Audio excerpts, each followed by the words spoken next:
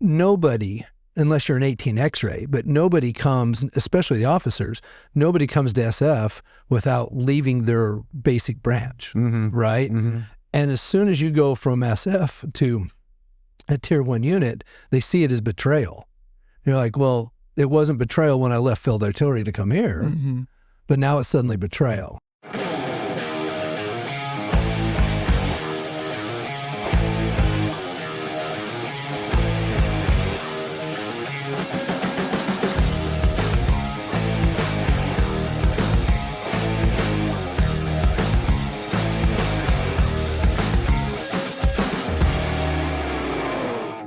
So we're sitting here for another evening of Mentors from Mill, and we've got our guest, Matt Butler, who traveled all this way, and appreciate you coming here, Salt Lake, and you just happen to work out all kinds of other stuff along with this, but certainly glad that you were able to make it all this way. Yeah, thank you very much for having me. It really did work out perfectly, and so I've really enjoyed being here in Georgia, and especially Newnan. It's a great town. Yeah. So where are you staying? In Newnan? Just around the corner. Okay, yeah. nice. Yeah. Okay, cool. This town is really special, actually. It goes way far back, and Alan Jackson is from here. I don't know if you saw the mural on the side. I sure did, yeah. I sent a photo to my children. That was the very first concert I ever took them to. Nice. And is that right? Yeah, and so they all had a real sentimental moment over that. It was great. Yeah, so what was it, about 3-4 years ago, I guess it was, somewhere around that time frame. Maybe my dates are off. We had a bad tornado that came right through downtown, knocked out.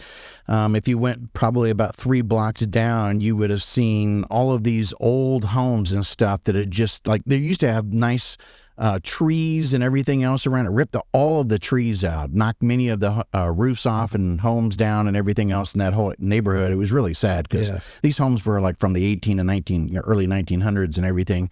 And because of that, Alan Jackson came back and threw a concert here and raised funds for came out of community. retirement. Yeah. Wow.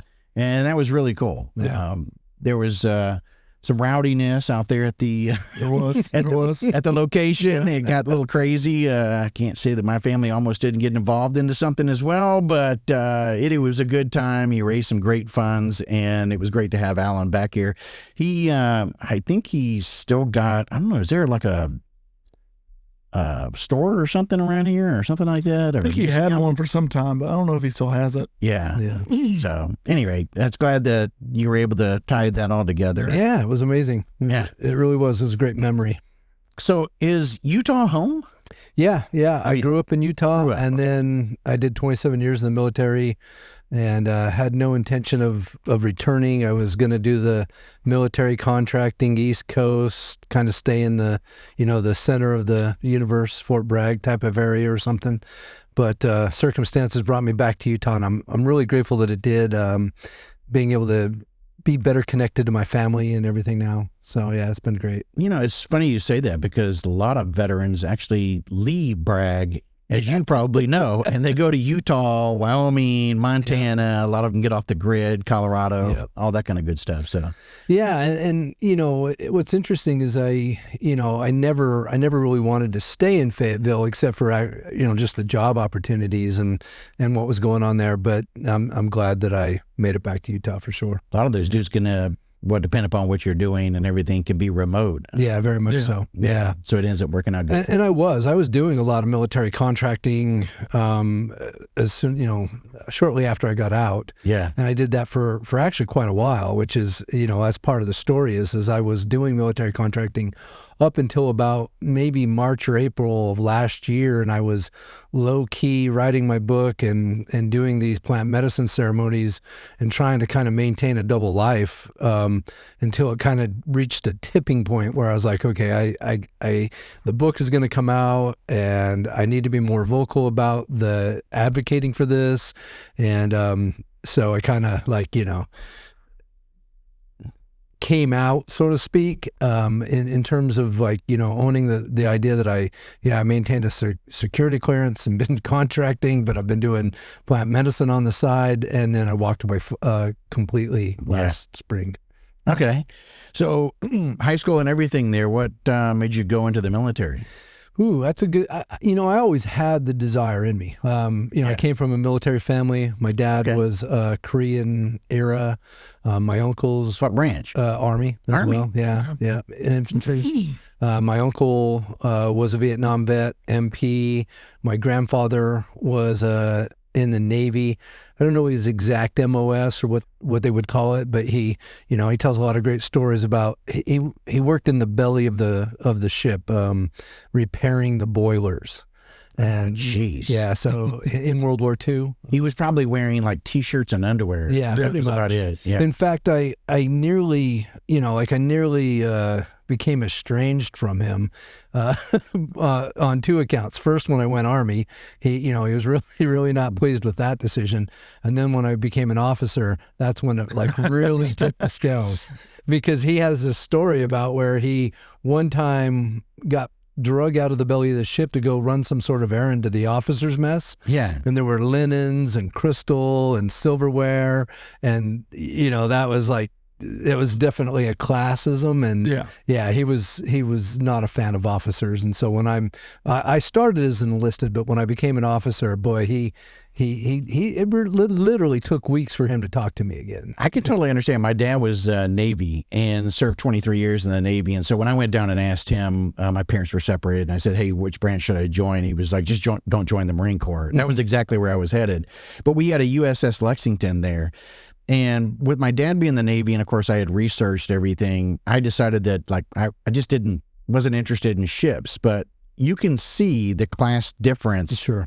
You've got the enlisted, you've got the chief's mess, yes. Then you've got the officer's mess. Yeah. And then, of course, you got the captain's mess or whatever.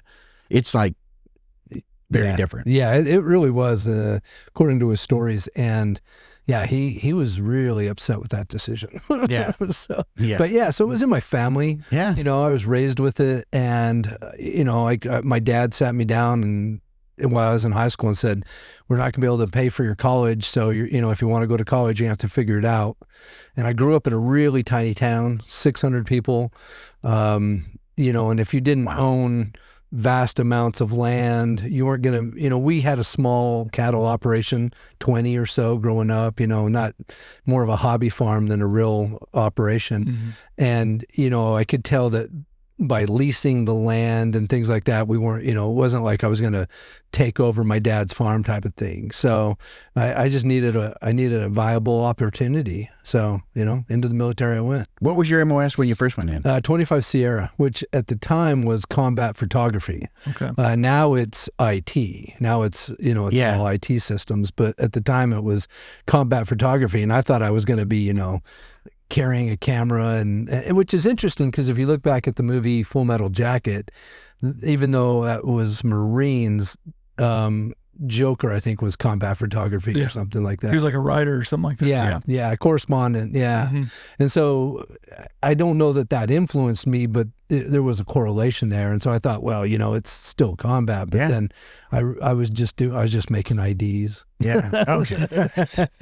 Well, we had a combat photographer that we actually had on the show, and it was interesting to understand the history of those guys. I mean, you look back at photos that you see from World War II or Korea and Vietnam, and you just don't realize that the guy, in some cases even female, that took that photo was an individual that's wearing the uniform. In some cases they weren't. Women weren't allowed. They were actually working, I think, at that time frame for the newspapers and stuff like that, and they'd let them in bed with a unit in some cases.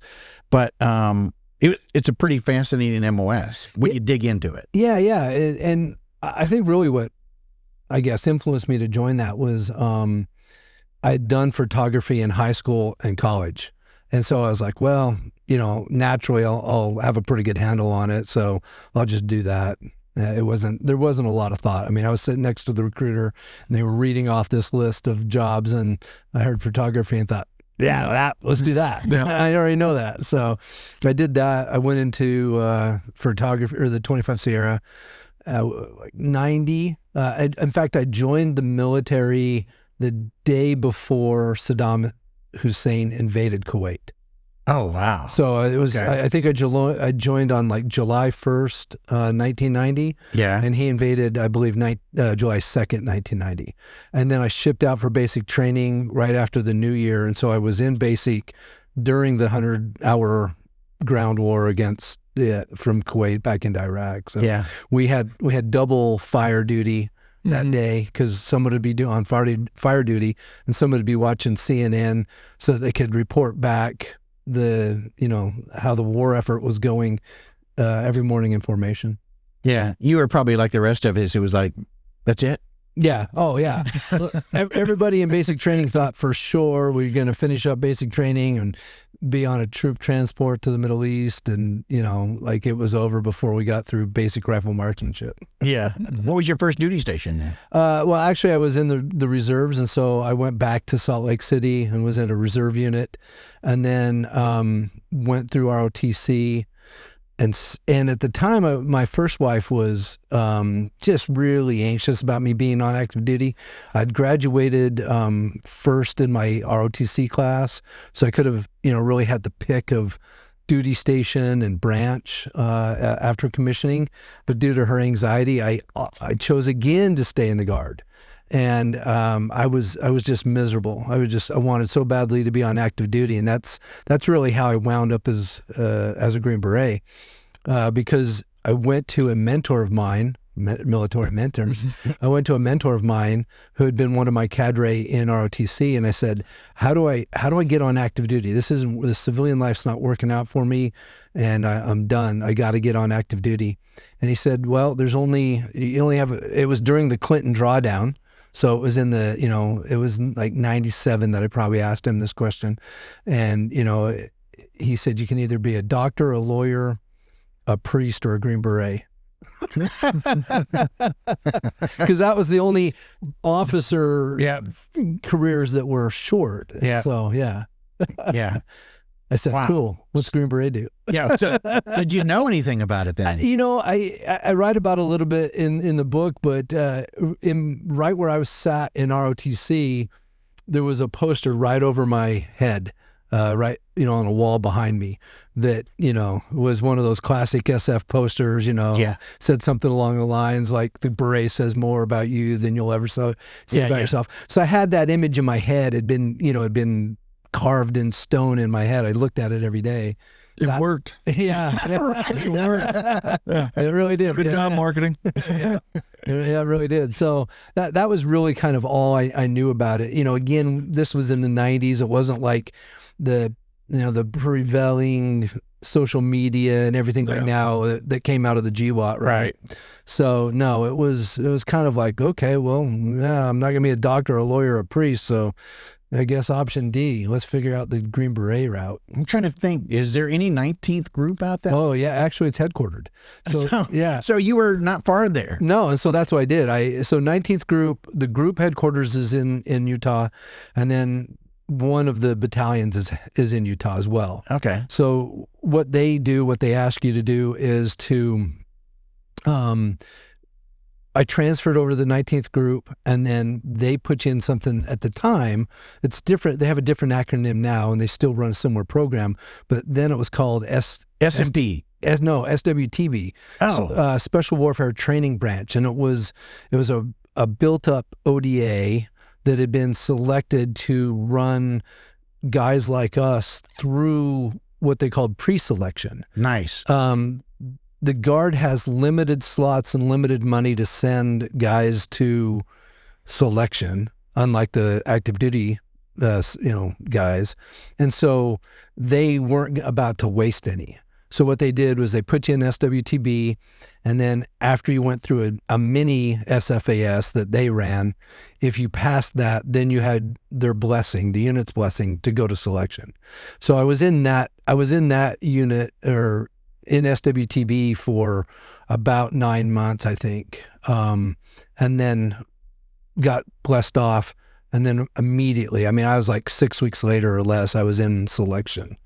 And then that was in the fall of 98, or excuse me, fall of 97. And then I was off to the Q course in like January of 98. What was the what was the cue back then, the sequence? Because they keep changing it. So Sure. what was your sequence? Was it language first? No. Okay. We started with phase 1, which was small unit tactics. Then phase 2, which we broke into our individual MOSs. Okay. So, the officers all gathered together. Then we went into phase 3, which at the time it was Robin Sage, the UW exercise. Yeah. And then at that point, we actually, were issued our tabs and donned the beret, had our graduation ceremony, everything like that. And then went to language school, followed by SEER school. Okay, that makes a lot of sense. Actually, I think that's the process that's there today, I want to say, because it makes a lot of sense to do it, the sequence that you just provided. I think back in the day, and somebody's going to correct me if I'm wrong here, but I thought language was a lot further upstream in the process. Yeah. So they did a DLAT, and then they'd figure out and then I think because of that, they likely knew where the guys are going to go. Oh, he's going to be Spanish, so he's probably going to go to 7th, or whatever. And I think that what they were trying to correct when they moved language up in the pipeline was there were a lot of guys that may have failed some of the more difficult languages, Russian, Chinese, Arabic. So it was like, well, if this is going to eliminate them, let's eliminate them now before we are heavily invested in it. But yeah, I don't know. You were talking about the Guard and the amount of money that they have. We had, we were invited down to a program that they have at Fort Benning now, where the Guard sends privates through their one-station unit training. So it's basic and AIT, and then they go from there to, they can get airborne school. They can go from there over and get air assault. They can then get their Ranger tab, and they can go back to their unit like a PB2 or PFC, loaded up, Pathfinder, the whole thing. Wow. Isn't that crazy? That is. So while they're at Fort Benning, take advantage of every one of the schools, and when then they get back to their unit, you got guys that look like they were prior service that got busted when in fact they just joined the Guard. Wow. That's amazing.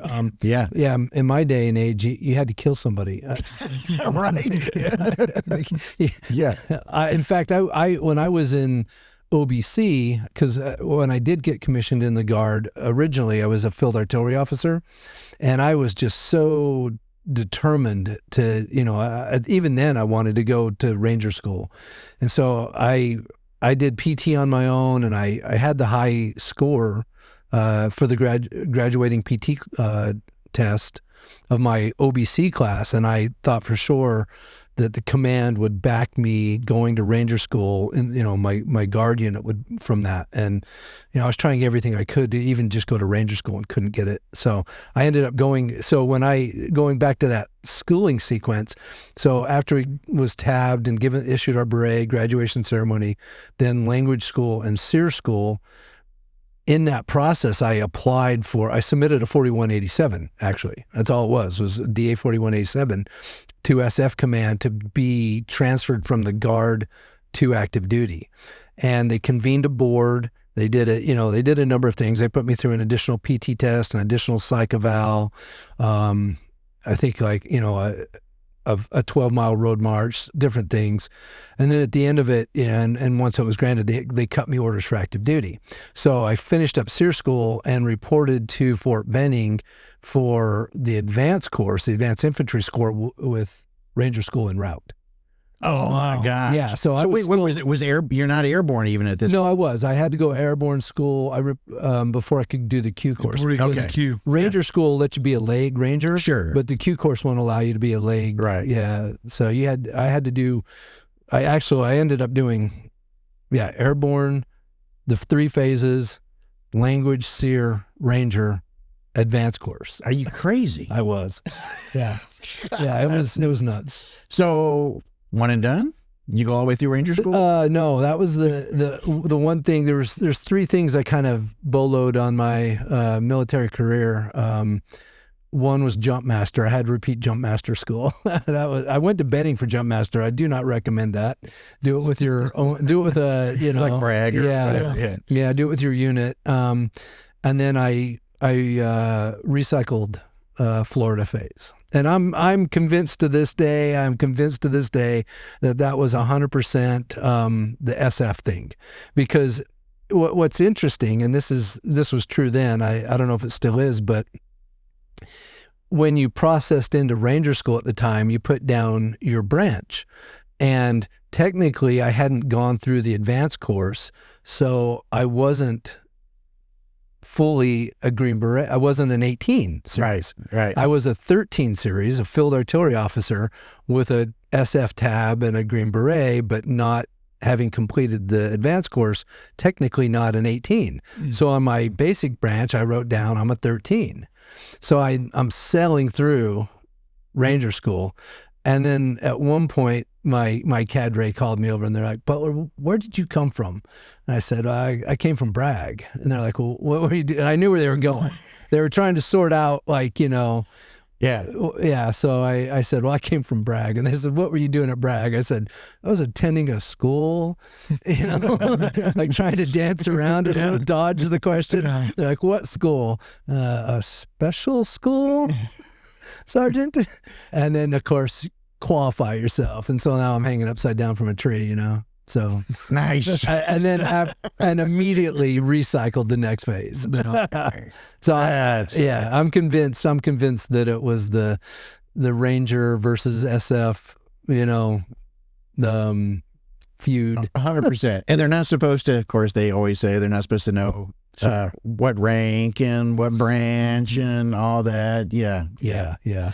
Florida phase. So you're right near the end, hungry, ready to get done with the whole thing. And yeah, you know, there was another funny part of that too, is because when active duty sent me down there with Ranger School en route, they said, listen, like, you know, we need you on a team. Like, again, the whole thing was they had a demand signal for officers, qualified officers in the SF branch. And so they said to me, like, listen, you cannot recycle Ranger School. Like, you have to finish, and then you have to get into the advanced course, and you got to get back to Bragg and get on your team. We're waiting on you. Okay, roger that. So when I failed the Florida phase, the cadre brought me in and sat me down. They said, all right, you know, Ranger Butler, you failed to achieve the standard in this phase. Do you want to recycle? I said, no. And they looked at me like, nobody says no. Like, what are you talking about? And I'm like, well, I have to get to the advanced course, and it starts, whatever day in October. And the cadre, who was this big, you know, the commanding officer of the board was a captain. He was a big dude. He's like, you know, wait outside. So I go outside, sit there for about 5 minutes, and then he brings me back in and says, all right, Ranger Butler, we just looked up your start date. The next phase of Ranger School will graduate on Saturday. Your school starts on Monday. So I will ask you again. Good night. I said, I'll ask you one more time. Do you want to recycle? I'm like, let's go. Let's do it. Yeah. So that's literally what happened. I graduated on a Saturday. I tell people I still had camo, you know, in the pores of my skin when I showed up to day one of the advanced course. Wow. Yeah. So what unit did you end up getting? Third? Yeah. So I went back to third group, right back to Bragg. ODA, what would now be 3132, but at the time it was ODA 332. So 1st Battalion, Charlie Company, 2nd Team. What year was this? Like 99 maybe? Yeah, exactly. It was 99. Well, no, excuse me. I reported to Benning in summer of 99. So I reported to my team in like early, like April, May, I think it was, of 2000. You guys like hit the ground running pretty quickly after 9/11. Yeah, we did. Yeah, there were, you know, obviously 5th Group was already over there, but they were already calling for, you know, augmentation, and 1st Battalion and 3rd Battalion mostly were the battalions and the ODAs that were going over to support that almost immediately. Yeah, with you guys, theater of operations, for a lot of people who don't know, is like Africa, you know, so. Well, there's an interesting story behind that too. Yeah. You know, it was, I mean, exactly the 5 active SF battalion or groups were all, like you said, geographically assigned, and 3rd Group was assigned to Africa, with the exception, and at that time we didn't have a TSOC. We didn't have a Theater Special Operations Command. Yeah. Okay. Over Africa. There was no AFRICOM. There was no AFRICOM or CENTCOM at that point. Well, there was CENTCOM. There was CENTCOM. There just wasn't a command in Africa. Right. There wasn't a AFRICOM or a TSOC assigned to AFRICOM. So technically, Africa was divided in half between sub-Saharan and Saharan and sub-Saharan, and so that fell to 10th group and 5th group. So it was really like I like to say that 3rd group had kind of a, the redheaded stepchild syndrome, where we're going to go over there, do all the heavy lifting, build these partnerships, build relationships, do UW, do FID, do JSETs. In fact, we did Operation Focused Relief, which was Senegal and Nigeria, soon after I got to the team. And then if there was a real crisis, we'd be like, okay, let us get out of your way, 10th group and 5th group, have fun. Like there was, and so that was the actual doctrine. I didn't know that. Yeah. And so then 9/11 happens, and in my estimation, 5th group and 10th group were really quick to wash their hands of Afghanistan because, Iraq's got better developed infrastructure and, better hygiene and better literacy rates and, better military to work with and things like that. So 5th group and 10th group, again, washed their hands really quickly of Afghanistan and basically said, let me hand off this shit sandwich to 3rd group. And which, looking back, if you talk to anybody from 3rd group to this day that was, in that war for the majority of that 20 years, they'll all say with extreme pride how fucking proud they were that happened, because that's where the real pipe hitting, the real that's where it was ground out and where the work was done. And in my estimation, 3rd group came out of that really, really, they still refined steel, still sharpened steel, and it was that meat grinder really that put, in my estimation, 3rd group on the map. Yeah. Yeah. One of the guys the guy that helped me start this show is a guy by the name of Rudy Lindsay.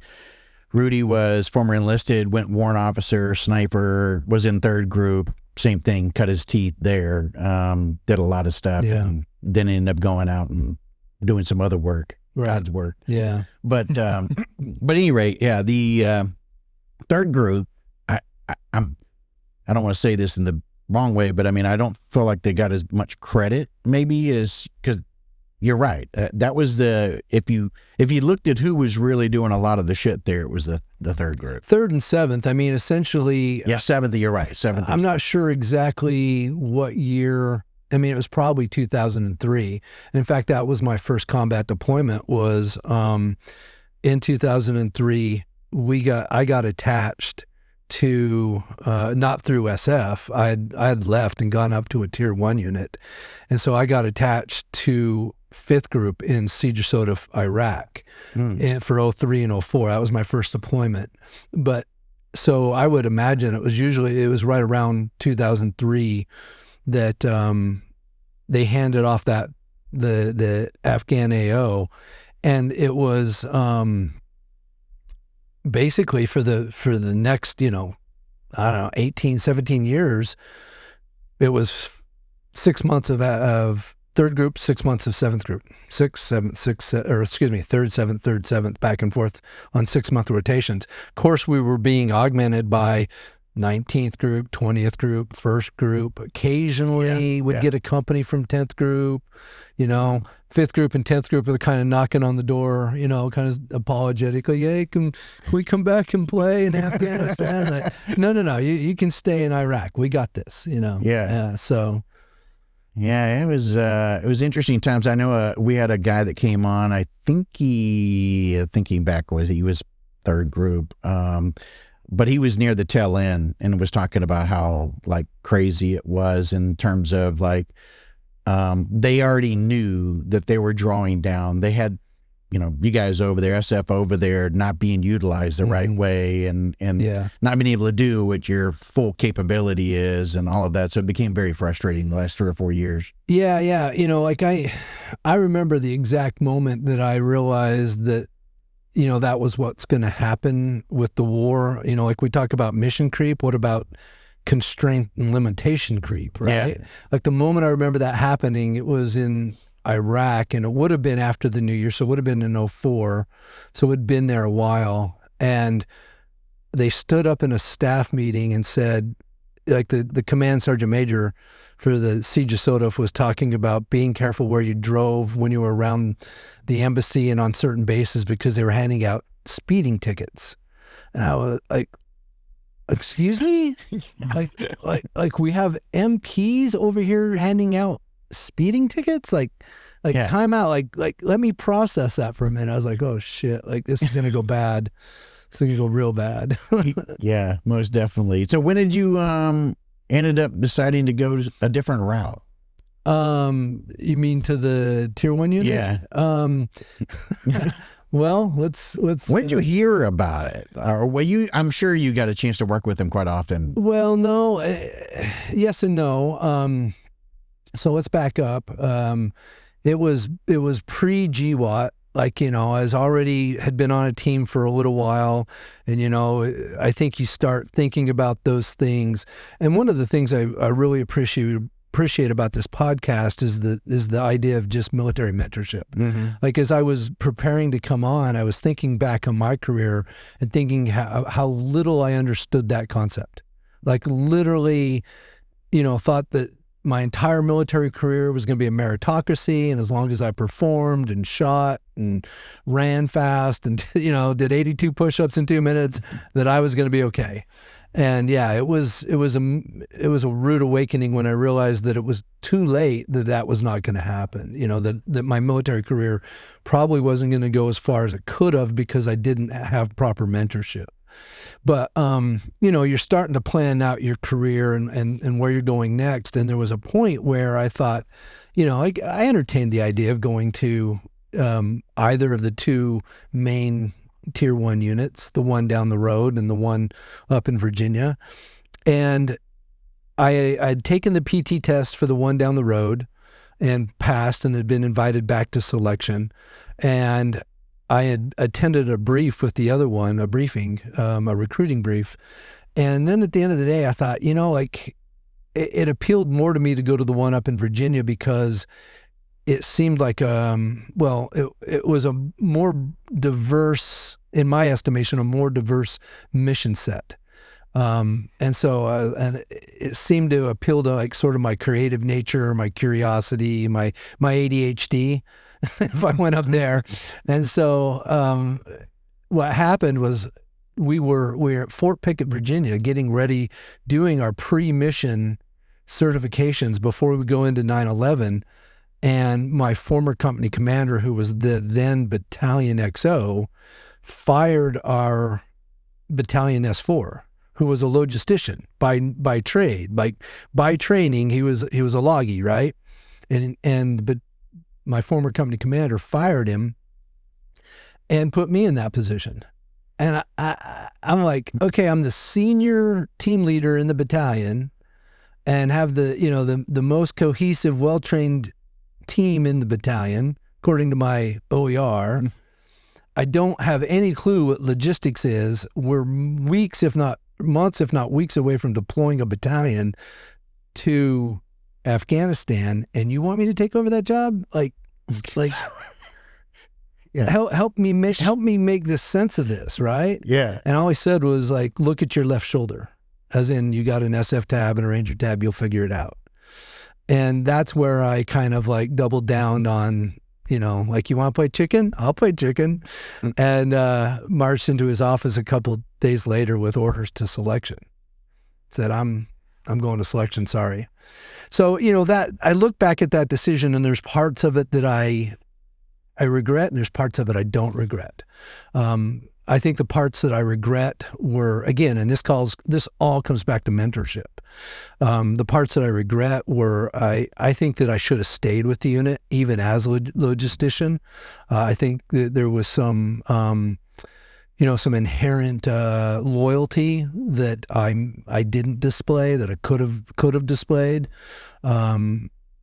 I think that there's also that saying that it's, like sometimes anger keeps us in our bad decisions, right? And so I felt like I was just kind of angry at the idea of being removed from my team and not being, and put on staff, especially as, not in a key staff position like the 3 or the XO, but like, I was his pet team leader when he was my company commander. So he's like, I just want a known quantity, so I'm going to pluck him off his team. Yeah. But that was the reason why he wanted you there, because you were. Yeah. No good deed goes unpunished. And so it was just like. But don't display that as good mentorship when he knows that he has a worker. At the minimum, all you need as a low-key officer is to be a worker, somebody willing to do the thing, right? Right. And the funny thing was, is when he was the company commander, he would have sworn up and down that he did swear up and down that the ODA was the center of gravity in the SOF community, right? Or in group, like it's bottom up in group, right? As soon as he became the battalion XO, it was like, no, the battalion's the center of gravity. We gotta have the right staff. So, his perspective changed a little bit when he. Yeah, and so, he wanted the known entity. Yeah. He wanted to surround himself with the 3 to 5 people that he knew he could trust. Yep. Which is, I get that. That is a technique, and it's not necessarily a bad technique to. But it's not a mentor technique. No, it's not a mentor technique. It's self-serving. Yeah. And there's other ways to do it. I don't know that I was the best choice to be a logistician. But so there were parts of it that I really still to this day regret, but there were other parts of it too that I don't. Like there was that sort of like, no, I'm not going to, let you bully me into this, basically. I'm going to, I have it in me to go further, so I'm going to go further. And that was another interesting aspect of it, too, is because,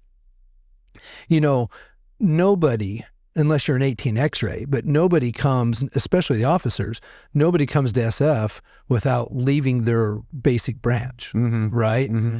And as soon as you go from SF to a tier 1 unit, they see it as betrayal. You're like, well, it wasn't betrayal when I left field artillery to come here, but now it's suddenly betrayal. So I was like, there's kind of a double standard. And it's not just SF. It used to be that way with, I don't know if it still is, Ranger Regiment, stuff like that. It's the community, right? They create that community and that thing of, this is the best. Mm-hmm. I mean, we support tier 1. We do all these different things. Why do you want to go over there? Right. So I got a lot of flack, but ultimately I made it through selection, came back 6 weeks later and handed in my orders to go to OTC, the operator training course, and was basically PCSing at that point so that I could get to the course. So I never really functioned as an S4. I have a plaque though. Well, it's about this big.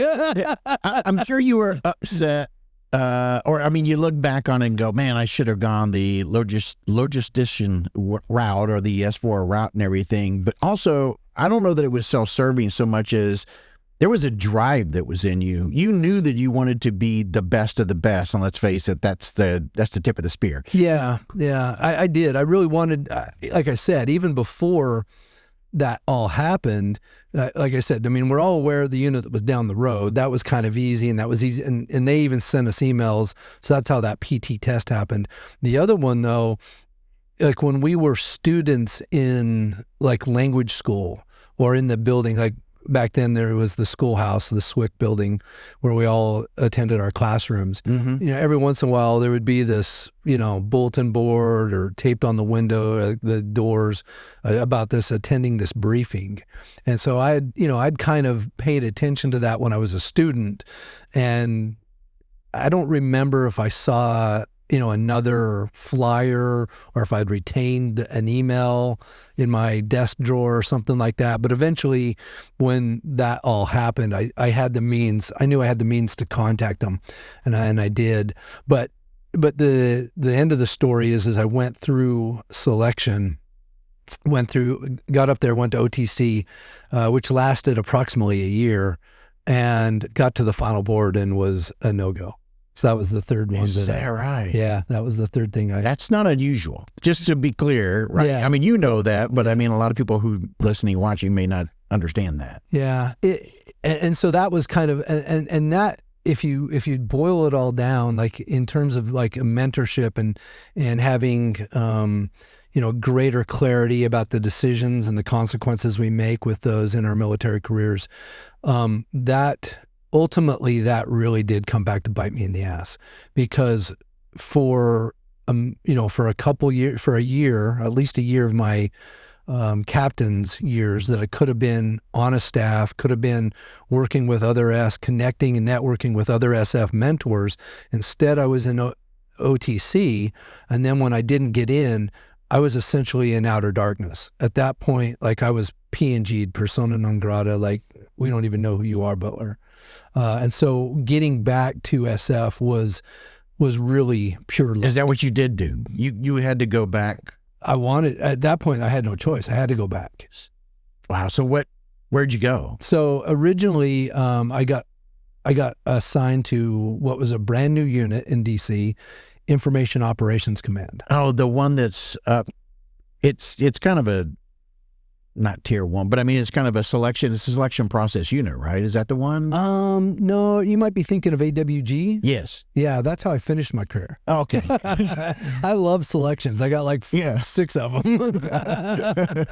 Okay. So tell us about this one then. Okay, so they just stood up IO. It was a new field, right? It was supposed to kind of cobble together like information operations. Is that what I was? Yeah, okay. Information operations. So it was like the things that sort of fell under it in ways of trying to sync it were like PAO, base security, which kind of fell under the 3, psychological operations, civil affairs, things like that. It was kind of like, how do we take lack of a better word, and I don't mean to offend anybody, but how do we take all these weird pieces and make them make sense for the commander? So that's the enablers. Yeah, exactly. Yeah, and so that was kind of how information operations was in the very beginning when because what happened is essentially that unit said, okay, well, thanks for playing.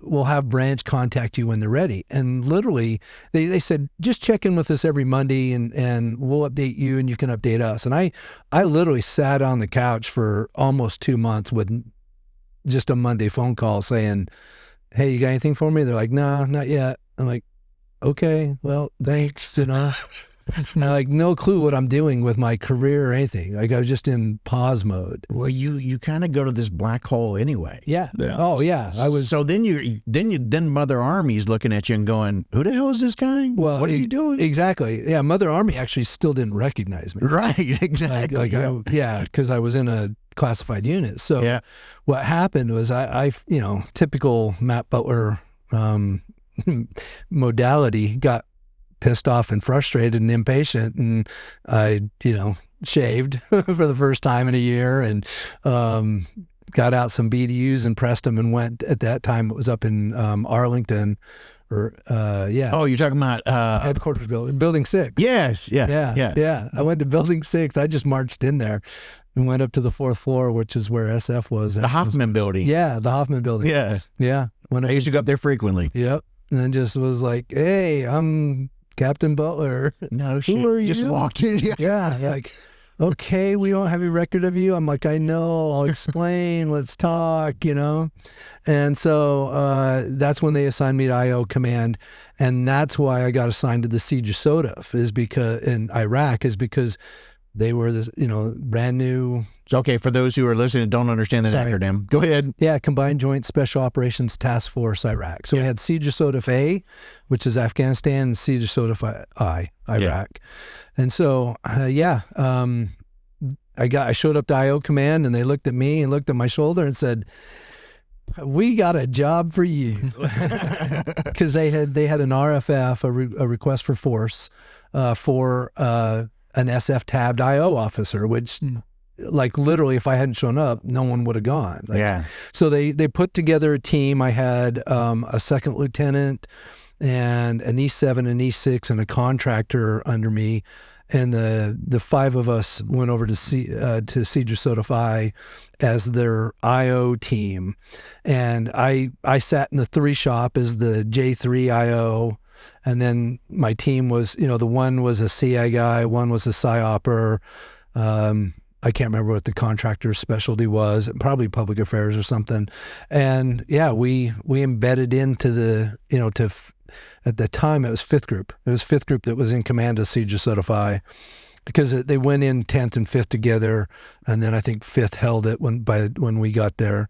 And so yeah, I was there for about 9 months. And so I was in IO command and trying to figure out how to come back to SF. And then the next thing that happened was the brigade commander, I come home from Iraq, the brigade commander sits me down and says, Butler, you've been doing a lot. You went from an ODA to OTC to combat first tour. I'm going to set you up nice. I'm going to give you a cushy job. You're going to be the watch officer for the morning shift. So I'd have to, get in at the office really early, like, leave 4, whatever, be in there by 5, have his slides prepped and everything ready for the morning bub, right? And he's like, that's all you got to do for the next year, whatever, and have some downtime with the family. And I processed another RFF for a Ranger qualified IO officer to augment Ranger Regiment. And I mean, I'm the watch officer. I'm in the 3. I know how many Ranger tab officers we have in IO command. There was the commander, the CSM, and me. So, so I'm like, let's see how fast this email takes. How long is it going to take this email to come right back to my lap? And so I forwarded it to the one, and yeah, like I think 3 days later, I had a invite to to an office call with the brigade commander. Like, yeah, I know where this is going. So a few months later, I was attached to, and that, coming back to that Ranger SF rivalry. Yeah. So by this point, it was February of 2005. I'm assigned as an SF qualified IO unit augmentee to Ranger Regiment in Afghanistan. And that was like, that reinforced the outer darkness, that I'm in purgatory, because, I could walk into the chow hall and there'd be one seat at a table of 6 dudes. I'd sit down and the 5 of them would get up. All right, motherfuckers. Yeah, right. I see how this is going to be. Yeah. They loved you, I guess. Well, actually, the 3 did. I still remember the 3's name really well. It was Major Ryan. He was a class act. He was a good dude, a good leader, and he treated me well. But the other, 03s at the time, they were like, I think I was still at an 03. Yeah, it's probably an 03 then. When did I pin on 04? But yeah, that was rough. Yeah, because you never served any time there. Now, had you gone that route and done, regiment and then gone to SF or whatever? Maybe. But maybe. They still see that SF thing as a dirty, as which is interesting, because there's a lot of dudes that do leave enlisted that leave and go SF. Yeah, and I think that it's, we have to look at needs of the Army, and like if we're going to agree that there's going to be an SF unit and an SF mission, then we got to fill it from somewhere. And where's the best feeder? Yeah, and I that's get the it. problem. They don't like the moniker of being the feeders, right? And they don't like losing their best guys. Yeah. But we got to learn to play well together at some point. So. Yeah. So that was a fun deployment. But how long was that one? That one was pretty short. I think it was about 3 months. Oh, okay, that's good. Yeah. So what'd you end up doing when you got back? I came back to IO command, and again, I being PNG'd from SF, like no matter what I did, I couldn't get back to group. Like it just was, they weren't having it. So I came down on orders for recruiting command. No, you didn't. Yeah. Where at? Michigan. Yeah. Who'd you piss off? The whole entire branch, man. The whole entire branch. Like I said, if you're gonna, and this again, this comes back to mentorship. So if there's any young officers out there that listen to this, or anybody in the SF command, like if you're gonna go to OTC, you better well make it. Yeah, you better well make it, because again, you're seen as betraying, SF.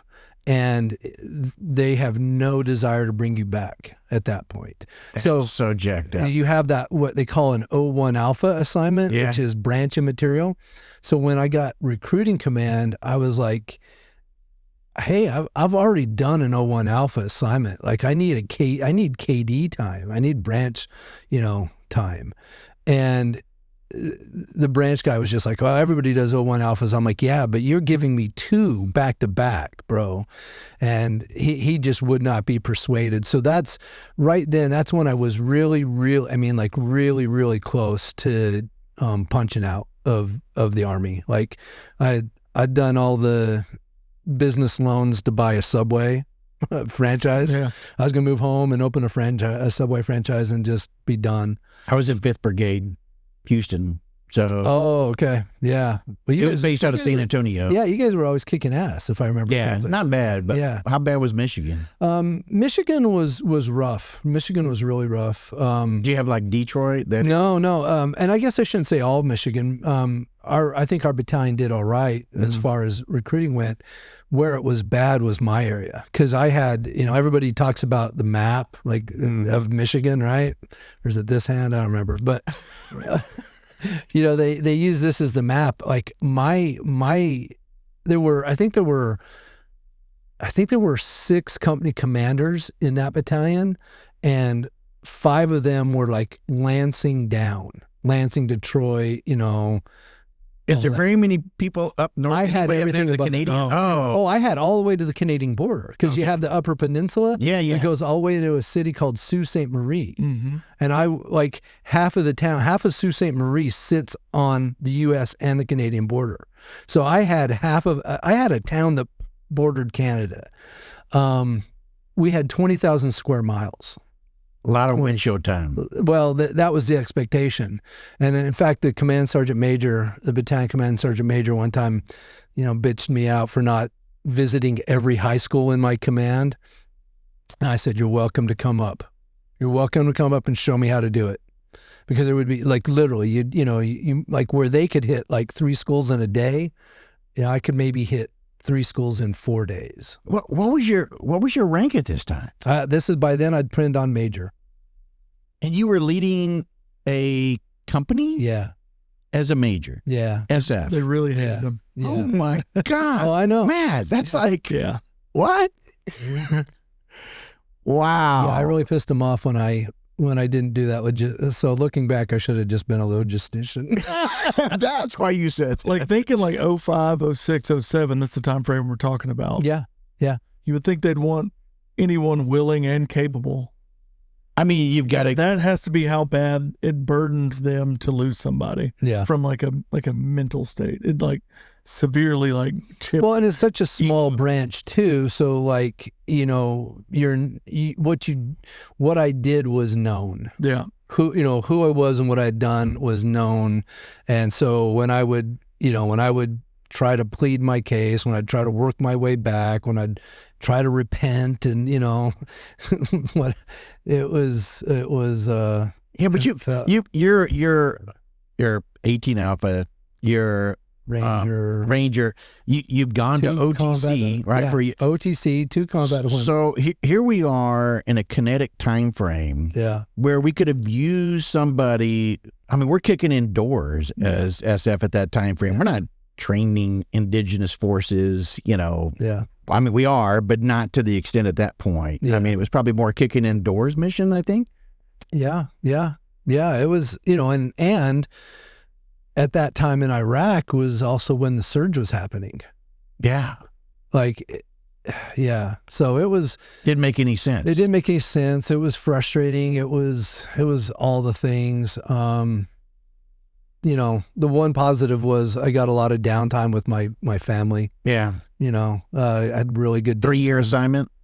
2 year. Yeah. And so the one surprise was I got picked up for residency ILE and was off to Command and General Staff College at Fort Leavenworth after that. How did you get that out of all the other stuff? You know what I mean? Like that, that's a good thing. Yeah. Right? Yeah. I guess it was just, Must have been making mission and everything up there in Michigan. Yeah, we did pretty good with making mission, but it was also, I think, the paper, it was also the combat tours, it was also maybe OTC. For whatever reason, I got picked up for residency versus the non-resident course. Yeah.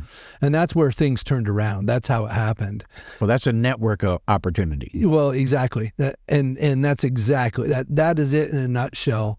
And back to the point about mentorship, because what happened was I was given an assignment of, I was going to go back and be like a JSOC desk officer. So that meant I was going to be, sitting in the basement of the JSOC building, maybe assigned to Africa. Yeah, right. At that point. Right. So here's my 2 slides, had one guy got drunk and he's arrested in, Kenya and whatever, and we lost some nods. Who knows? Like, I had to go into the bub. That was what I was headed, and still not KD. But at least I was going to be back at Bragg. At least I was going to be in the JSOC building. At least I was going to be connecting and networking.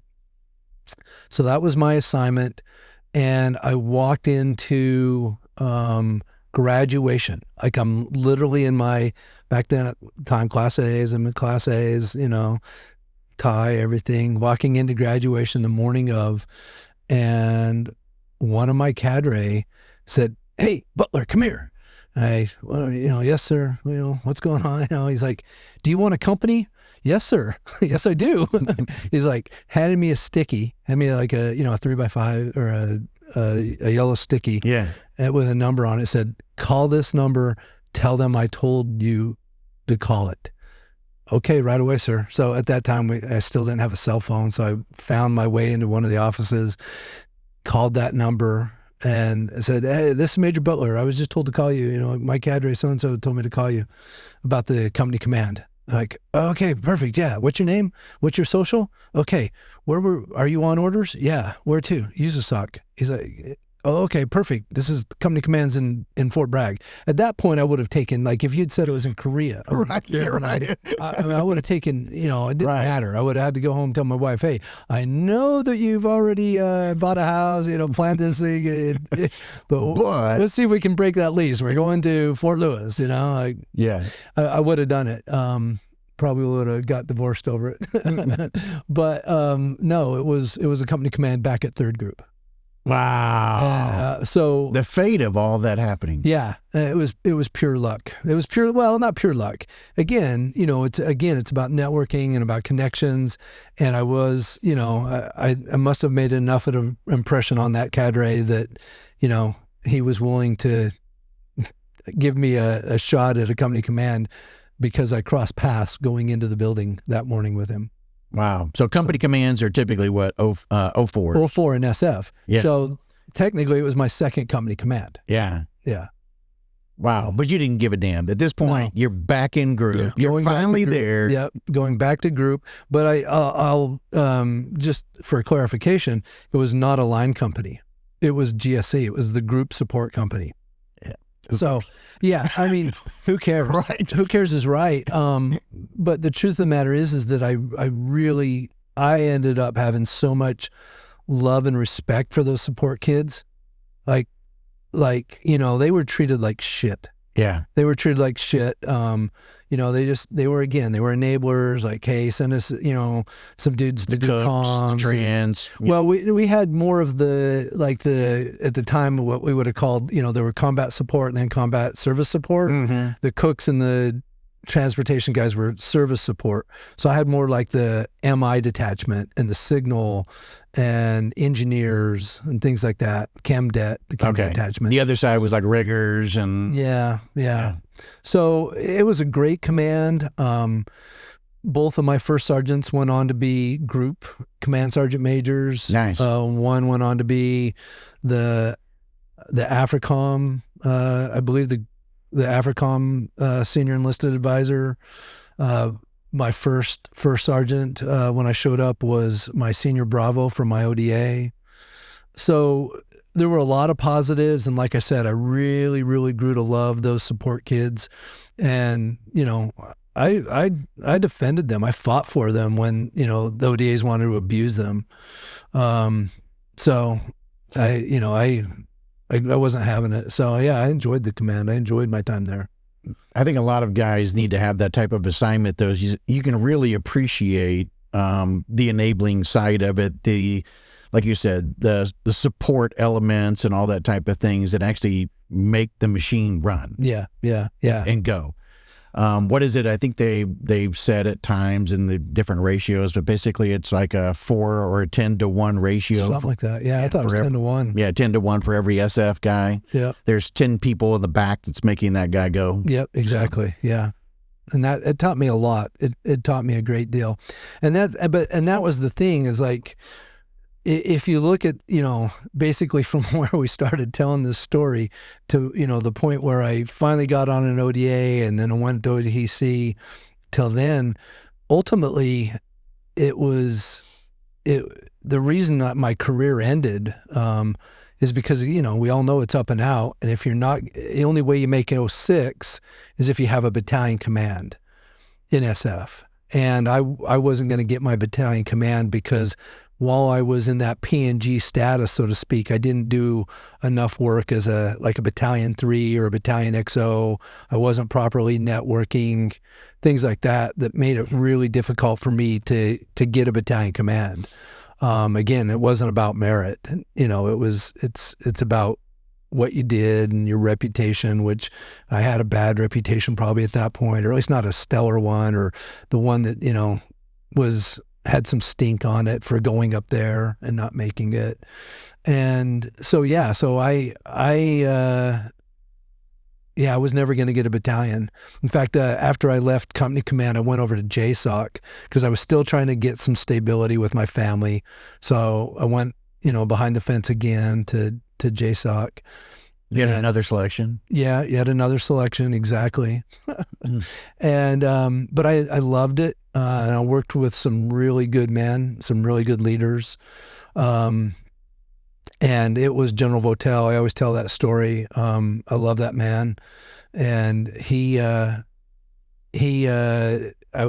so while I was in company command, I did 2 more rotations to Afghanistan. So we took our, that 6 on, 6 off with 7th Group. So we relieved 7th Group twice, took our company downrange twice. Those were rotations, 3 and 4. And then I went back once I got to JSOC, I went over for my 5th deployment. And at that time I was running essentially an Afghan-led JOC. So the missions would come from upstairs, they would come down to us, would scrub it, make it declassified, hand it off to the Afghans, and then they could approve or deny it. And if they denied it, it was my responsibility to go back upstairs and inform the command, that they denied it. You might as well stand down those birds. The boys aren't going tonight. Or they would, or would send it back up approved, and then they would execute the mission. And when we did that, General Votel, he wrote me this glowing letter, best I'd ever seen it done, stellar work, Matt, would work with you anytime. And then I got my OER and I was center mast, and I was like, oh, that's a nail in the coffin. And so I said, like, hey, I want to talk to you about this. I talked to his assistant and said, I'm exercising the open door policy for the first time in nearly 20 years. I want to talk to the man. And General Votel, the commander of JSOC, spent 45 minutes with me one afternoon and basically explained, like, yeah, listen, you when you went up to OTC and you missed some critical time as a senior captain on staff, and then, you spent some time out, like, you're never going to get a battalion. And if you can't get a battalion, you won't make 06. And if you're not going to make 06, I'm not going to give you a 1 block, especially when the other 05s you're competing against are squadron commanders in SEAL Team 6 and CAG. So that had to be so clarifying to you. Yeah. Because the man laid it out so succinctly and just basically said, hey, listen, this is it. I mean, you're not ever going to be here. Yep. So you're going to take up an opportunity from somebody else, or somebody's going to get you're going to get looked at and you probably shouldn't, and whatever, I mean, and he understood, at least by being the commander of JSOC, he understood OTC. Yeah. And he knew he only had so many 1 blocks to give out. Exactly. Yeah. And so it was still a really hard pill to swallow. Mm-hmm. But the truth of the matter is that, he he gave it to me in a way that made it so that I could swallow. Yeah, palatable. Yeah. And earned my respect for life. Yeah. And my, like, again, I haven't talked to him. I actually did email him. I don't know if he saw it because I asked him to endorse the book because of course I mentioned him in there. But I haven't talked to him since I got out. I spoke to him right before I got out in 2017. But I swear, like he's one of the men that I hold in the highest regard because he shot it straight. You know, he gave it to me in a way that it made sense and earned my respect. And he was a good enough leader to know all those facts about all those other people as well. Yeah. And see the landscape with you in it and know that. Well, he did tell me that it was his Army J1 that briefed him up on it. But yeah. Nice. But he did. But he went to the trouble to, did the research, get with his J1 and say, explain this to me. And yeah, so when I came in, he had a really well thought out, articulated reasons why, and I couldn't have agreed more with him. But you end up making 05. I did, yeah. So I'd already been promoted. That was my first look that was my first OER as an 05, and what would have been my first look for battalion command. Okay, so. Yeah. So at that point, you were like, all right, I already know the deal. The writing's on the wall. Yeah. 20 years, probably going to have to pop some. At this point, with my enlisted time, I was sitting at 27. Well, when I retired. So at that point, it was 20, that would have been about 2013. Yeah. So do you think that may have been another reason as well? I mean, one, you didn't check all the blocks, but as well, they looked at your time in grade, or time in service, I should say, and the total block, and thought, all right, listen, we're investing a lot by moving this guy forward. That never came up in the conversation, but who knows? Yeah. There's only a select few that get to go beyond 30 to 35. Yeah. And that type of stuff. I just wonder. Most of those guys are the guys you end up putting a star on. Yeah, exactly. So yeah, at that point, it was I'd been requested to go to SOCOM. There was another general by the name of General Sokolic, and he had been the commander. I think he was the commander of SF Command at the time. And he read something an article I'd written for our professional development magazine. And so he's like, okay, I want you to put that into action. I'll bring you down to SOCOM and we'll put it together, and you can run it project. And so I got orders to go to SOCOM, and as soon as I got orders to SOCOM, I got orders to go to Afghanistan again. So they overrode the SOCOM, obviously. Well, it was Afghanistan en route. Yeah. So nice of them. Yeah. So it was back down range again. What were you leading then? That was the one that is actually the JSOC one. Okay. Yeah. So I was able to stay with JSOC, but I had to pay the piper, so to speak. Yeah. So that was my 5th deployment, the JSOC deployment, and it was that deployment en route to SOCOM. So you stayed SOCOM for the remainder? Nope. As soon as I got back from the deployment and got down to SOCOM, Sokolic had gone, and so had my project with it. So I was like, so you're sitting in Tampa with nothing to do. Yeah, I'm like, oh shit, what am I gonna do now? And I'd started dating a woman, and this is another one out there for all of you young guys. Never make career decisions based on women. It'll fuck them both up. It'll fuck up your marriage, and your relationship, and your career. But that's what I did. I was dating a woman that lived in Delaware, long distance. So, would see, like, one weekend I'd go up to Delaware, and one weekend she'd come down to Florida, and we were making it work. But, I wanted to be closer. So I'm like, what units are near Delaware? AWG. Yeah. The Asymmetric Warfare Group. Yeah. The 6th and final selection of my career. So yeah, I'd known some guys from downrange that were in AWG. I knew some guys from my time in SF that were in AWG.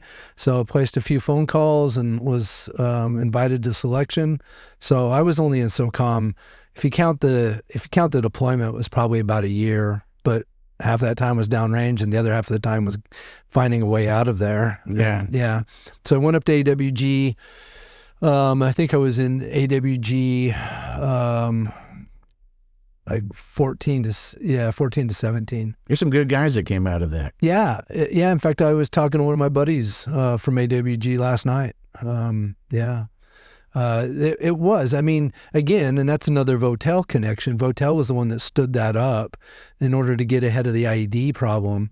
How do we take, because the Army's procurement system is so bureaucratic. We have to write white papers and do studies and issue bids and, receive bids and award a contract. And, you're 2 years in by the time, 2.5 years, by the time you get to the solution, the problem's gone. It's already outdated. Yeah. Yeah. So, General Votel came up with AWG, which is how do we take off-the-shelf technology, apply it to a real-world problem, and deploy a team to train people on that in months. Mm-hmm. In months. And kind of what they're starting to do now. I don't know if you've heard about it, that they're trying to make it as quick as possible in terms of finding the technology and allowing commanders at really low levels to be able to do it. Like if the guy at Fort Benning is an example, and I don't know if this is a good example, but like he's in charge of MCOE and the new tank that's coming out or a new whatever,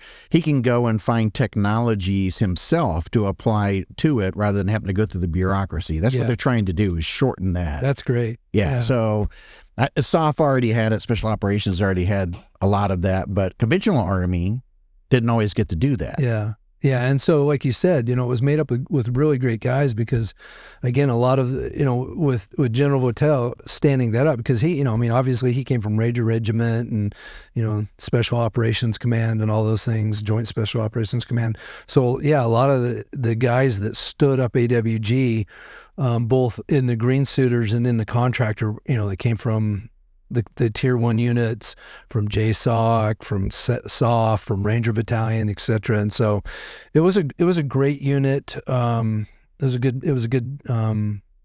It was a good mission at the time. What'd you end up doing when you got out then? So I got wow, yeah, that's a great question. That was a hard one. So same woman, Delaware woman. Yeah, her children. Her children's father lived in Utah.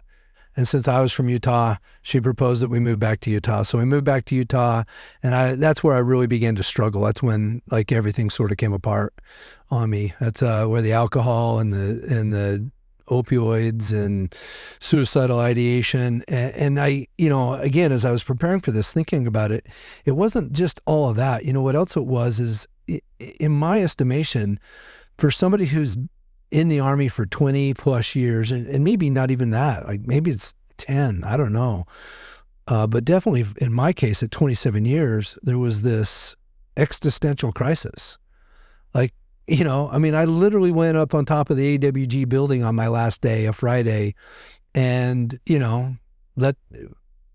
listened while they played, taps or revelry and saluted the flag and walked down unceremoniously, got in my truck and went home. And then on Monday you're like, who am I? Yeah. What am I? I don't even know how to dress myself anymore. Right. I've been wearing the same thing for 27 years. And it's hard for people who would not serve, civilians, to really fully understand that, because you always know what to wear. You have the same boots, the same damn socks, same underwear, same T-shirt, same, right? Everything's always, you're an individual who's playing a role in a play. Yeah. And you speak a language that nobody else understands, all these things, and I don't mean this in a derogatory way, but you're institutionalized. Yeah. And not, again, not derogatory, just in the basic definition of the term institutionalized. You've been part of an institution for, in my case, like I said, 27 years, and then all of a sudden you're not. It almost feels like I was, incarcerated, and all of a sudden I'm standing on the corner waiting for the bus to come, with the belongings that I checked in with 27 years ago, and going now what? Yeah. And so on top of that, I was having that existential crisis, and eventually I'd started doing a little bit of military contracting, but I didn't like the sporadic nature of it. So I landed a sales job, which was miserable. Back to your recruiting duty all over again. Pretty much. Yep. Yeah. So I was doing sales. I did that for a number of years until COVID hit. And then I went back to what they call the SOMTC, which was the Special Operations Mission Training Center at Fort Bragg. So when COVID hit, I lost my job, the sales job, and thankfully I'd repaired my reputation enough maybe that with one phone call, I'd been hired at the SOMTC. And so I moved back to Fort Bragg in, I guess it would have been 2020. Yeah. 2020. That gave you back that connection a little bit. Yeah. Now you're around the same language. You probably had to relearn it all over again. It's like, oh, damn, I know what that is now. Yeah, that's right. Someone remind me what a sit rep is?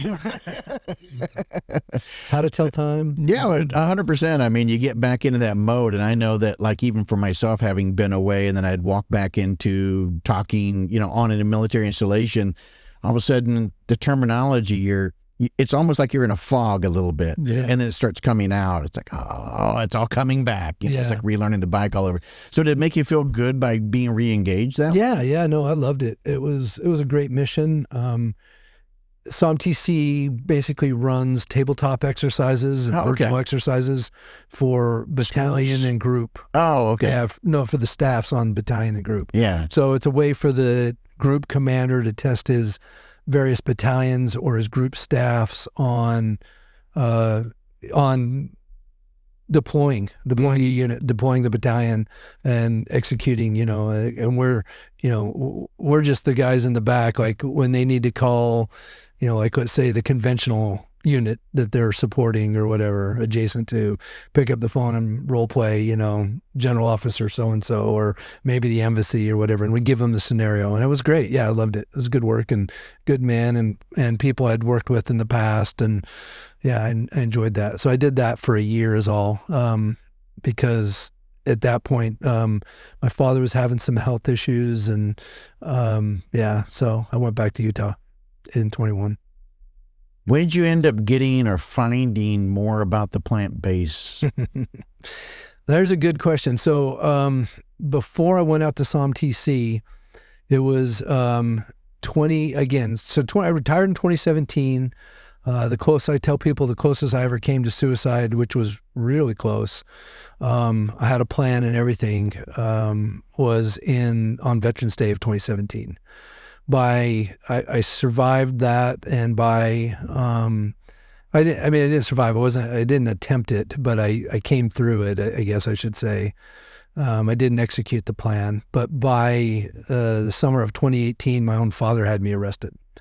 So, I give that man a lot of credit because I like to think there was about a 48% chance that he would never speak to me again because of my own anger for him doing that, and a 48% chance that if he didn't do it, he'd never speak to me again because I'd be dead, and about a 2% chance in the middle that it might work out.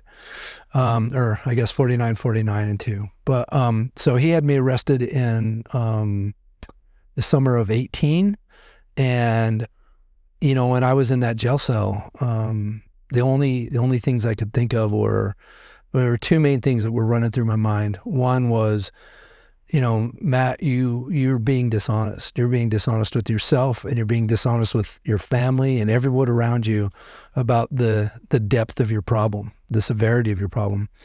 And then the second thing that occurred to me was, that I'm doing that hamster wheel, like where you just keep you keep doing the same thing over and over, the definition of insanity, but you're expecting a different outcome. And because I was taking all the pills that the VA prescribed me, I was going to group, I was going to AA, I was doing everything, yet things kept getting worse. And so ultimately I started researching on my own, like, how do you cure PTSD? How do you fix this? And eventually wound up on this tea from South America called ayahuasca. And again, I was this I'm sorry to interrupt you, man, but was this a veteran group that helped tie you in? No. Or you just found I'm just watching videos on YouTube about veterans, like a lot of these centers, like that's sort of their marketing is like they'll do post-ceremony interviews with their guests. And there were a few centers out there that had already specialized with veterans. And so you're sitting there watching a dude say, yeah, like I was at the end of my rope. I had nothing, nothing left to lose. I came here. And then you could just kind of see the glow in them. You could see the change. And so I would watch all those videos over and over and like, okay, I don't know how I'm going to do this, but I got to figure this out. But again, like shortly thereafter, COVID happened. So I was like, okay, well, I'm not going to try to go to Peru during COVID. That didn't make a lot of sense. So I kind of put it on the back burner for a little while. Mm-hmm. And then, like the strange, like there's no other way to tell it except for the strange way that it happened. I mean, it was always kind of on the top of my mind, and I'd divorced my wife who had taken me to Utah, the reason I went out there, the one I went to Delaware for, all that. I was dating another woman, and I was talking to her on the phone while I was living in North Carolina working at the SOMTC. And while I'm talking to her, I just heard this like voice that said, Google ayahuasca retreat Utah. And I just kept running through my mind, like, Google it right now, Google it. And I kept I'm like, nah, I'm telling myself, nah, that's crazy. No one's going to advertise an ayahuasca retreat in Utah. It's illegal, And I finally said, hey, I need to call you back. And I did. So I said, I'll call you in 10 minutes. So I hung up on her, and I, on my phone, Googled ayahuasca retreat Utah, and one pulls up. And I'm like, what the hell? And like, first of all, I thought it was the cops, like, baiting me. Like, it's a sting operation for me. Right. Your luck. So I click on it, and there's a phone number, and I call, and it goes to the shaman, and she had a quick phone call with me, and I said, do you have any seats left? And she's like, I got one seat left. And I said, can I Venmo you? She's like, yeah. And so it literally went from hearing that voice and that thought in my head to paying a deposit in the space of about 15 minutes. Wow. So how much longer from that point were you on an aircraft, on a plane? Well, at that point, I'd already planned to move back to Utah because of my dad's health, and wanting to be closer to my parents. And it was about 6 weeks. Okay. From that time to when and it lined up perfectly. Yeah, because you could go back, get your affairs in order. Well, there was, I think, my commitment to SOMTC was to finish out a certain ceremony. So by the time I left, or not ceremony, excuse me, exercise, finish that exercise with SOMTC, and then go back. There was probably less than 2 weeks from the time I finished, drove home, moved back to Utah, and was in ceremony. Less than 2 weeks. Yeah. So tell us about what that's like. I mean, there's been many guys that's either, some have gone to South America, Peru. Others have gone and done things within Mexico. Yep. But tends to be those two areas, at least, that I've talked with guys that end up doing it. So what was your personal experience? Ooh. There's this word in psychedelic space called ineffable. And the definition of ineffable is that there are no words to describe it. But I'll try. It's like, I tell people, it's like, if you have a calendar and you flip the calendar over in July, it's a picture of the Grand Canyon. Yeah. And then you stand on the rim of the Grand Canyon, then you can't compare the two. Right. Yeah. And that's what psychedelic, my psychedelic experiences have been like, it is like my best attempt to describe it versus the actual experience with the Grand Canyon. So,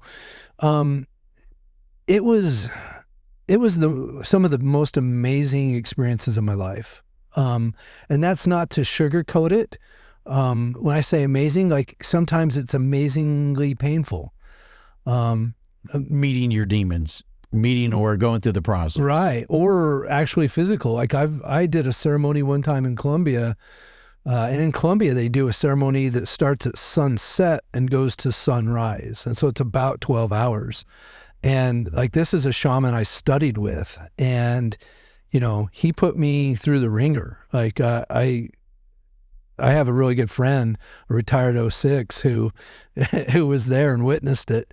And for 6 of those hours, I was on the John. They had a little outhouse away from his little ceremonial Maloka, his hut.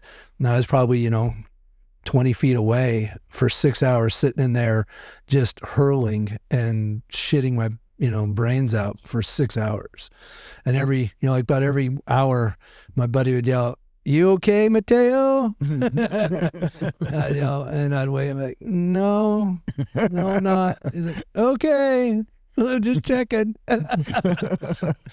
Yeah. Wow. So amazing. Is it the depth depending upon, and the amount of pain depending upon how deep you need to go, which may affect you in that way? Yeah, and it's also kind of connected to your intention. So, some of the mysticism, if you will, around it is when you take the medicine, you hold your hand over the cup and you put your intention, which is the reason you're there, into the medicine. It's like giving a set of instructions. It's like giving an op order to the medicine about what you want it to do for you. And, I intended to go deep that night, and, I got it for sure. But, the thing that most people don't understand is that those purges, whether it be vomiting or shitting or shaking, crying, laughing, sweating, all of that, it's what they call the purge. The purge takes many forms, and it's that purge that gets rid of all the trauma, disease, addiction, toxins in your system. And so it's really not a biological thing.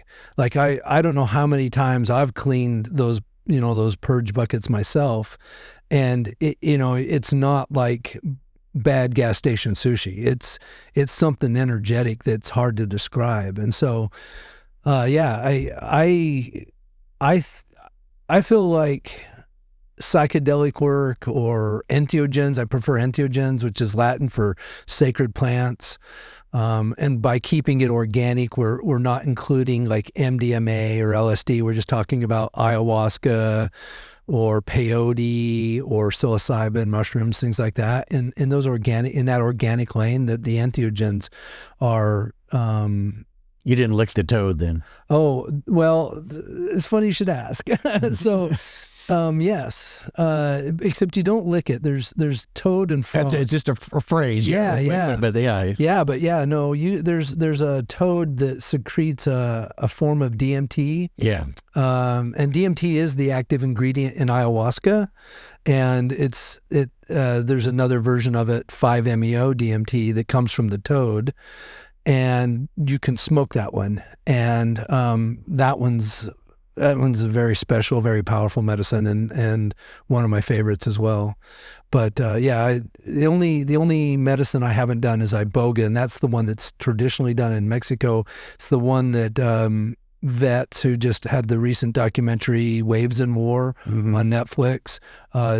I know the guy that runs that clinic in Tijuana. His name's Trevor.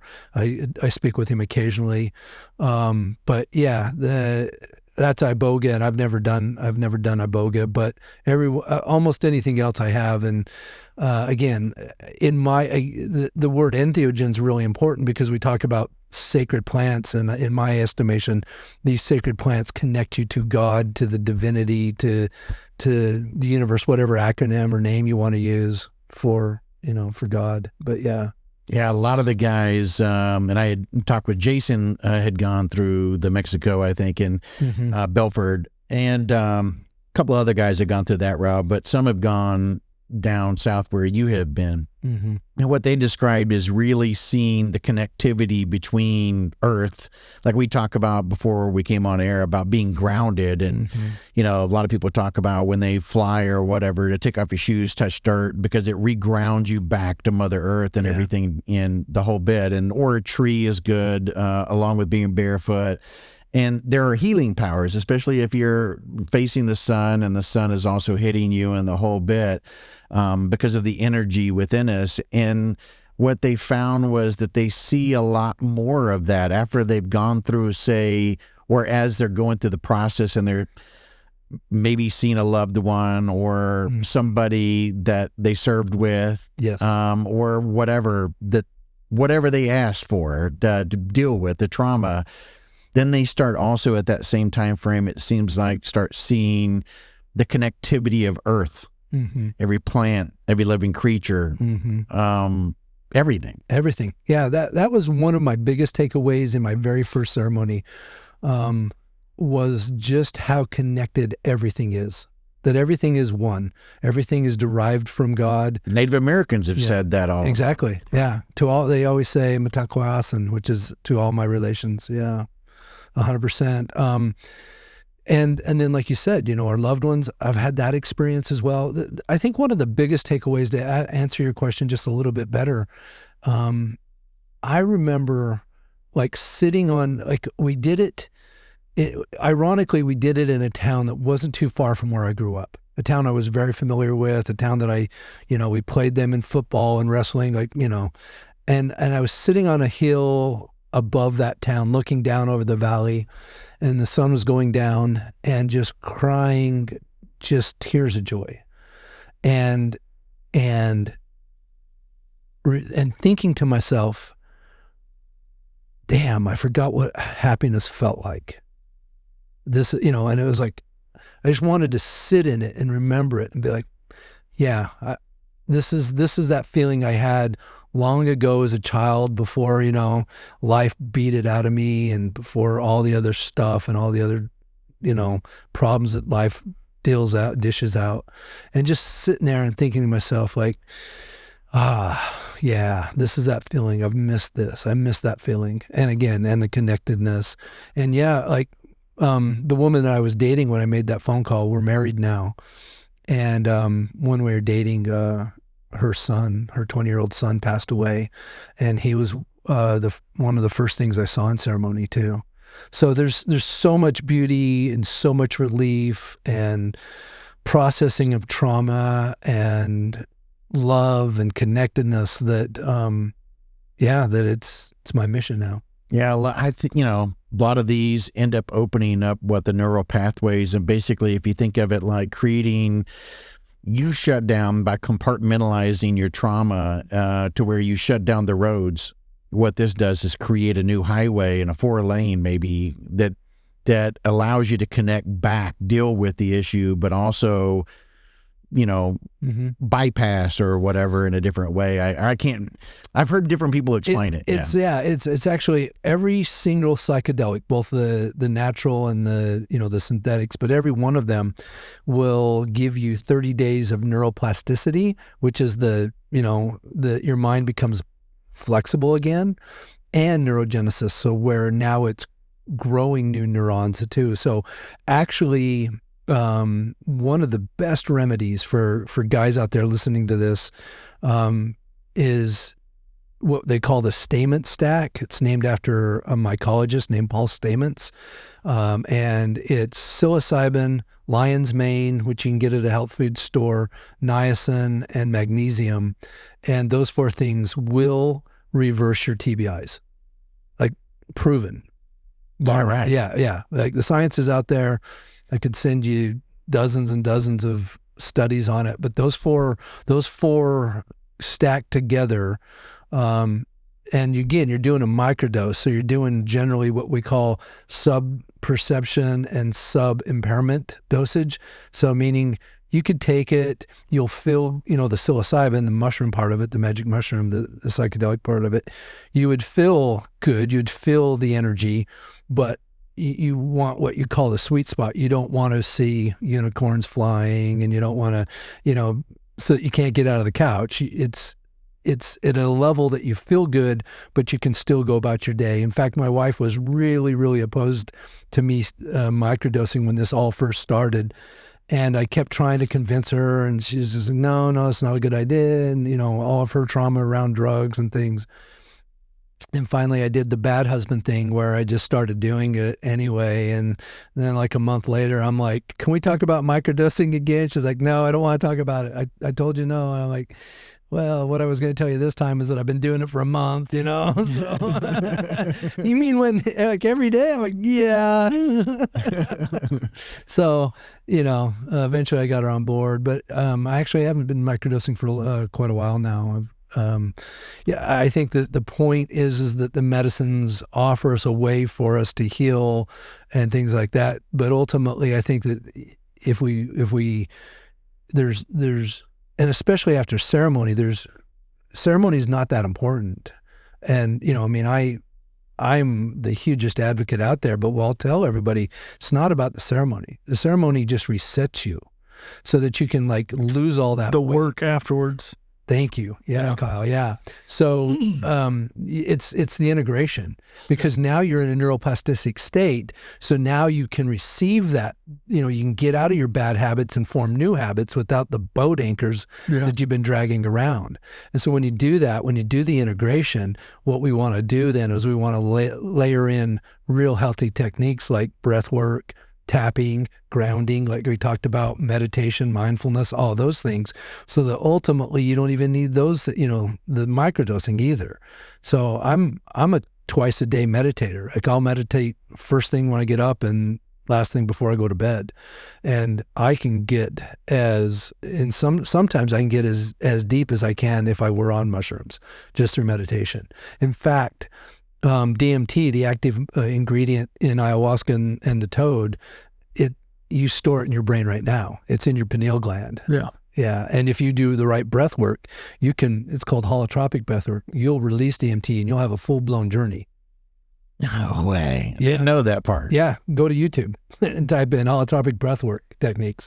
There's a number of people that teach you how to do it. Well, there's been people on this show that talk about breath work and the importance of that and everything else. And yeah, I never heard of that. I just read an article today, was talking about Alzheimer's, and that they had found, and last year primarily, there's been a lot of research between the UK, US, and even China around how to reverse it. They think they found the way, and it's got a lot to do with the plumbing that goes up into the brain. And what you basically do is you reconnect the plumbing so that it drops the toxins and everything out of there, and you can reverse. There's been some claims that they have seen reversal of even Alzheimer's. Yeah. So we may be getting to the point of relieving that. Now, what the importance of that is, we're talking about TBIs. Yeah. TBIs lead in many cases to long-term Alzheimer's. Exactly. And so if you can treat it early enough, then you don't have to worry about the long-term effects and what we're talking about. Well, and that's the interesting thing is, like, when I was getting out in 2016, 17, I took that full year. You know, my master plan was I was going to be a military contractor, and I wanted to get my, you know, my PMP certification. I think it's project management official. Yeah.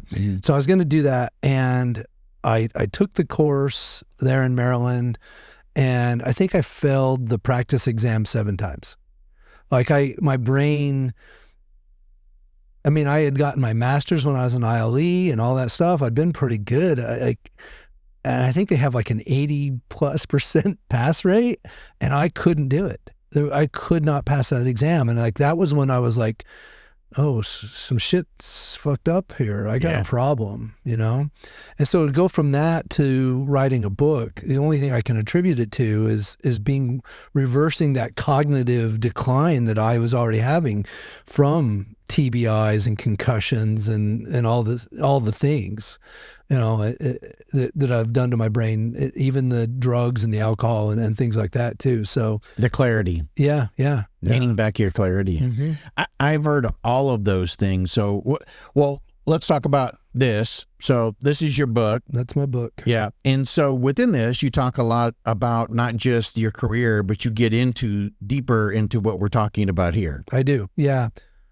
So, yeah, the title, From Green Beret to Shamanism, One Man's Journey to Heal. This was actually after those first 2 ayahuasca. Well, in that very first ayahuasca ceremony, the shaman came over to me and said, she spent some time talking to me. My intention was, dear God, don't let me go back to jail. Which, as intentions go, is a really poorly worded intention, just so you know. But it's all I wanted with that experience. I thought, I'm going to drink this magic tea, and life is good, you know, I've solved all my problems. But I didn't know at the time that that's when the real work began. Yeah. So she came over, she talked to me about my rage and my anger issues and my violence. And then she said, oh, by the way, Matt, like this was the most sort of like casual in passing comment ever. She's like, oh, by the way, Matt, you're a shaman. You just don't remember. It's my pleasure to tell you. I'm like, what are you talking about? Like the first thing that went through my mind was like, I didn't even know you could sign up for a shaman package. Like, I'll need to go back and look at the website. Did you accidentally do that when you're doing your PMP? Yeah. Like when I signed up, did I click no wonder it was so expensive. Like, geez, maybe I can get that refunded. I don't know, man. I was so confused. I really was. And then my next thought was like, no, there's one other guy that's kind of my age and bald, and that's probably who you mean. Like it went over my head. And so ultimately I went through this whole process of like trying to determine if that was real or not. And yeah, so you are a shaman, or were one in another life? Yeah. And so I do go into that in pretty great, yeah. So the bottom line is ultimately I had a number of experiences that convinced me of the reality of that, not just being some sort of like suggestion, but, you know, or even from external sources. I had a number of internal experiences that helped me to see the reality of that. And ultimately embraced it. And I apprenticed, I ended up, and speaking of mentorship, I ended up apprenticing with 4 different masters now, 2 here in the US, 1 in Colombia, and 1 in Sweden. So through that process, have been a major advocate for and helping veterans to find these medicines and safe ceremonies and all the things. Yeah, and talk about it. So outside of purchasing the book, and I'll hold this up so you can see the title of it. I know those guys were wanting to make sure that they got that in camera shot. Outside of going and purchasing the book, where they can get it on Amazon or wherever you find books, how can they get in contact with you if they want to get the mentoring around what we've been talking about? So if you go to awakegreenberet.com, that's my website. Okay. There are links to Amazon, like you said. My social media is also Awake Green Beret on the 4 major platforms. So Facebook, Instagram, TikTok, and YouTube. And yeah, that's the other thing I was going to tell you. Like, I was so confused after that first ceremony. I went to a friend and said, I think I need some more clarity. So they gave me mushrooms. That was the first time I've ever done mushrooms. And it was in that ceremony that an ancestor came to me. His name's Jay. He told me his name's Jay. He's like a ancient Viking. I saw him in my second ceremony on ayahuasca. He came back in the psilocybin ceremony, and he basically spoke to me for 6 hours. Like, he's sitting like from me to you away, and he's talking and talking. At one point I got so tired, like I need to stand up and drink some water. And I was drinking water. It had taken time. I even like started to eat a muffin. He's like, get back here. I've waited millennial to talk to you. And he was like really angry at me. He's like a big Viking dude.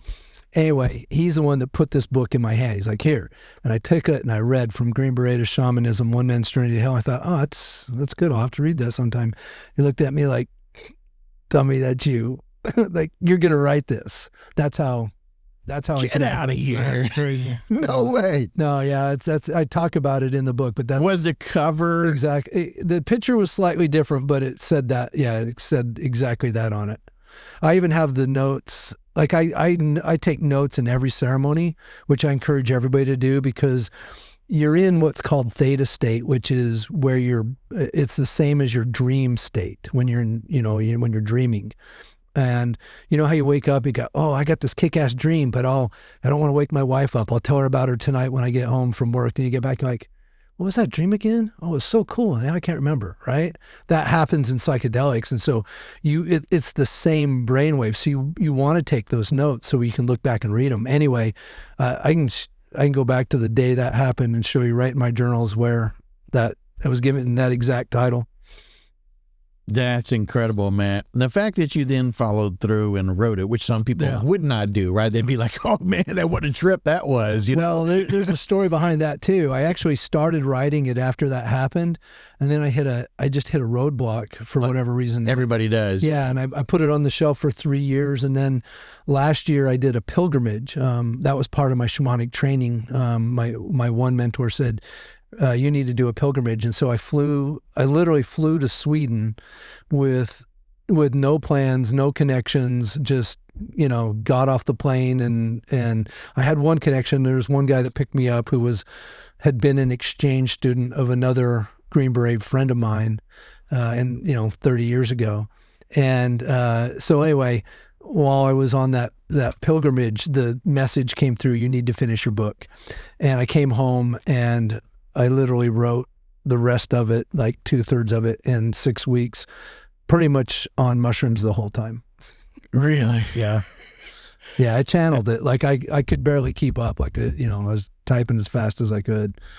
It's a pretty thick book. So, I mean, if you're buying it, you're not getting just a few pages. You're getting, a lot of different chapters that go through various different subjects. It's going to help you out, especially those in the back here. Yeah, if I may. Yeah. Yeah. Two quick thoughts. Number one is the publisher is my nonprofit that we do this work with. And so if you buy it, 100% of the proceeds go to the nonprofit, which gets veterans into ceremony. Oh, nice. And it's tax deductible. So there's that. The second thing is like it's broken down in 3 parts. So from Green Beret is basically from my birth till my arrest. And then to shamanism is part B, which is from that first ceremony through the pilgrimage. And then the one man's journey to heal is part C, or part 3, which is the lessons learned. It's the AAR. It's the work, too. About the work and and the science behind. And like really, my message is to guys like us, to men who think that like grounding or meditation's bullshit. It's like, no, bro. Like, let's have a sincere talk about why. Like, honestly, I wish that we could get to like tier 1 operators in the SF community to get them into things like mindfulness and meditation and grounding and all that stuff, because I always ask people, in fact, I'll just run my little experiment on you. I'll use Kyle. Kyle, who do you think is the greatest UFC fighter in history? And it doesn't matter, but Anderson Silva. Okay, that's a good one. Anderson, do you think I could whoop Anderson Silva's ass? With the broken leg or without the broken leg? I don't know. I've never seen him in fight. His prime. In his prime, it'd probably be pretty tough. Yeah, no, yeah. So I don't think I could whoop his ass either. Do you think I could whoop Anderson Silva's ass if I tied his right hand and his right leg behind his back? Yes. Yeah. And that's my point about like when we're not operating at full capacity, like we're leaving half of it on the table. Yeah. Yeah, like you're keeping tools in the toolbox. Yeah, that should be getting used. Yeah, exactly. Yeah, so that's part C. Is all the tools in the toolbox. I do cover plant medicine, and then I cover all the other what I call the long-term real change modalities like mindfulness, meditation, tapping, etc. That's incredible. I mean, we want to dive into this probably at another episode. We'll probably call you up and get into this, because this is something I think that it's headed not just for a lot of veterans that are doing this, but the VA actually started looking at it. Unfortunately, I don't think it got passed, or it's problematic. I think because the VA is, of course, a government federal body. Not only government, federal. Right. Like if you look at cannabis, like it's like that's a classic example where the state can say, okay, we're going to support medical marijuana, right?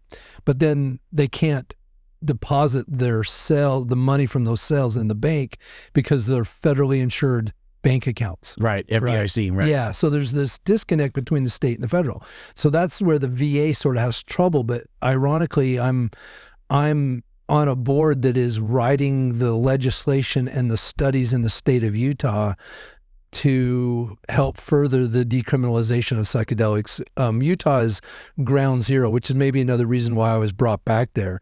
But it's ground zero in the country for mental health problems. We have the highest suicide rate of teenagers, of males, and the highest per capita antidepressant use.